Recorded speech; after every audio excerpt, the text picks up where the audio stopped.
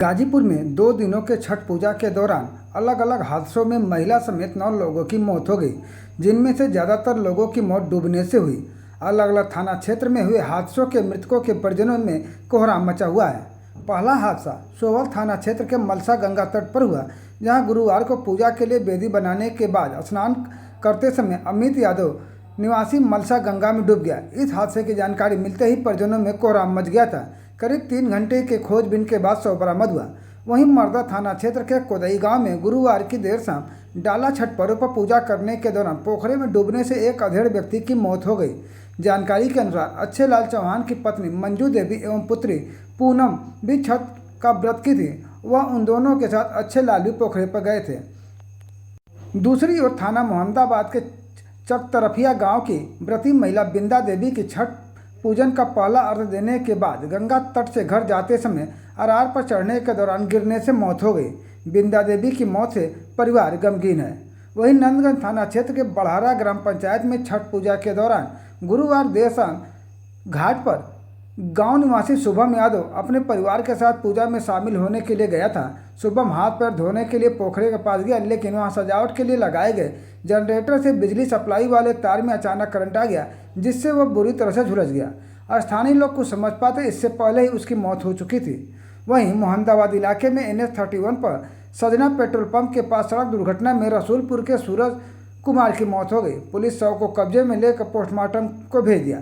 सूरज गुरुवार की रात अपने 3 अन्य साथियों के साथ छठ पूजा देखकर एक ही बाइक पर सवार होकर आ रहा था, तभी हादसे का शिकार हो गया। वहीं शुक्रवार को सूर्योपासना के पर्व डाला छठ के अंतिम दिन नौनारा थाना के क्षेत्र के जल्लापुर गंगा घाट पर विवेक कुशवाहा की नहाते वक्त नदी में डूबने से मौत हुई। मृतक विवेक कुशवाहा इंटर का छात्र बताया जा रहा है। इसके अलावा भोलकुड़ा कोतवाली अंतर्गत हसनपुर गांव में शुक्रवार की सुबह सूर्योदय होते ही छठ पूजा के घाट पर हड़कंप मच गया। नहाते वक्त संतोष बनवासी की पोखरे में डूब गया। 10 मिनट में लोगों ने बाहर निकाला। लोगों ने सामुदायिक स्वास्थ्य केंद्र जखनिया ले गए, जहां चिकित्सकों ने उन्हें मृत घोषित कर दिया। वहीं छठ पूजा के अंतिम दिन यानी शुक्रवार को रेवतीपुर थाना अंतर्गत गोविंदपुर गंगा तट पर स्नान करते समय 2 किशोर अरुण चौधरी और सर्वजीत चौधरी निवासी दुल्लभपुर उर्फ नकदिलपुर डूब गए। थोड़ी ही देर में दोनों किशोरों को शव बरामद कर लिया गया। पुलिस ने शव को पोस्टमार्टम के लिए भेज दिया। नकदिलपुर में गंगा में डूबने से हुए मौत को लेकर क्षेत्राधिकारी जमानिया ने क्या बताया, आइए जानते हैं।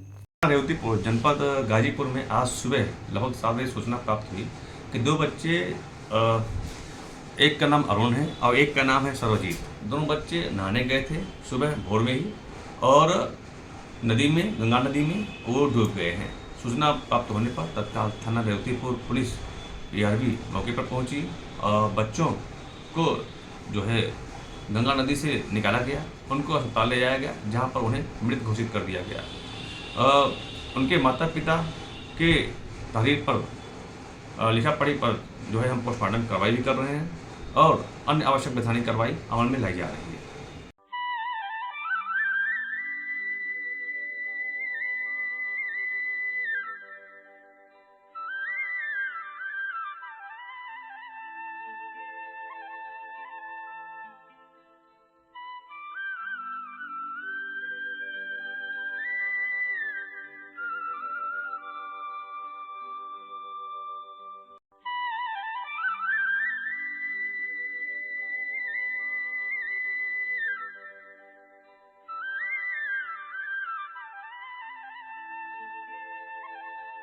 कुछ दौर है, कुछ तरीके हैं, कुछ किस्से हैं, कुछ कहानी है।